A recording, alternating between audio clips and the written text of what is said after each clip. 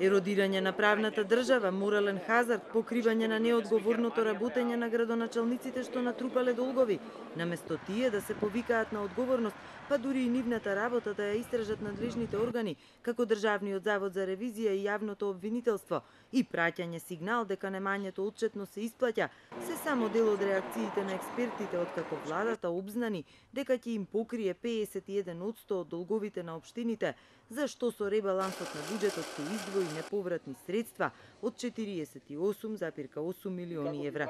Иако со добри намери да им помогне на локалните власти да го решат долгогодишниот проблем со натрупаните обврски и така да излезат од агонијата, да застанат на здрави нозе и да можат да се развиваат, владата се чини нема лесно да ја објасни на јавноста зошто парите што се скратија од нереализираните капитални инвестиции сега ќе одат за покривање на општинските должнички дупки. Критичен потек на власта, критична точка, затоа што во економијата ние го викаме тоа е морален хазард.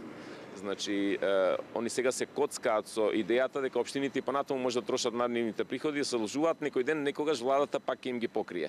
Знаеме дека општините се доведува во ситуација да немаат за грејење на училиштата, да немаат за потребите кои се потребни, затоа што парите ги трошат за непотребни работи. Фасади, споменици, корупција која владее во општината во општините во Македонија и така натаму. И сега владата тоа го покрива.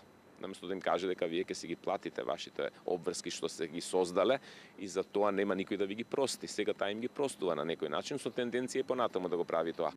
Покривањето на така наречените долгови на неодговорни градоначалници, а без никакво повикување на нивна одговорност, е класичен морален хазард. Ова не е прв пат да бидат откупени херовите на градоначалниците и нивните патрони од централната власт.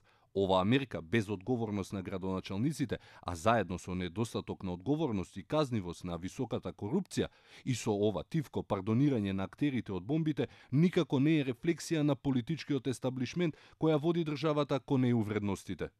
Општините, заклучно со септември годинава, имаат натрупан долг од безмалку 100 милиони евра или прецизно 97,5 милиони. Владата, откако собранието ќе го изгласа ребалансот, ќе им покрие 51%. Расправата за него почнува во понеделник на матичната комисија за финансирање и буџет. Ова ќе биде последна помош за локалните самоуправи, тврдат министрите.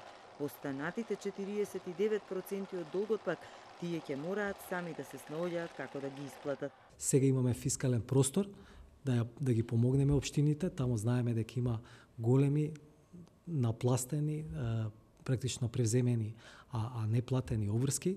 Во моментов го решаваме проблемот, поддршката од 50, финансиска поддршка од 51% од сумата е сериозна помош, секако дека и јасно поставуваме механизам кој што ќе спречи такво трупање во иднина и јасно кажуваме дека втор пат апсолутно немаме намера да правиме вакво нешто. За да не се случи овие пари да завршат во бунар и да се појави опасност, општините и во иднината продолжуваат да трупаат долгови, ќе бидат ограничени при креирањето на наредните нивни буџети.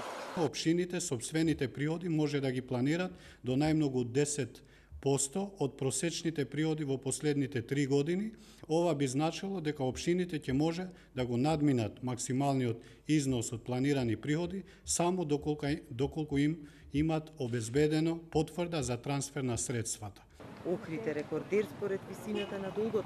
Податоците на Министерството за финансии покажуваат дека таа општина должи 8 милиони евра.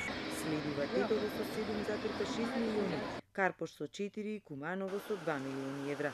Единствените општини кои не пријавиле долг до Министерството за финансии се Дојран и Кратово.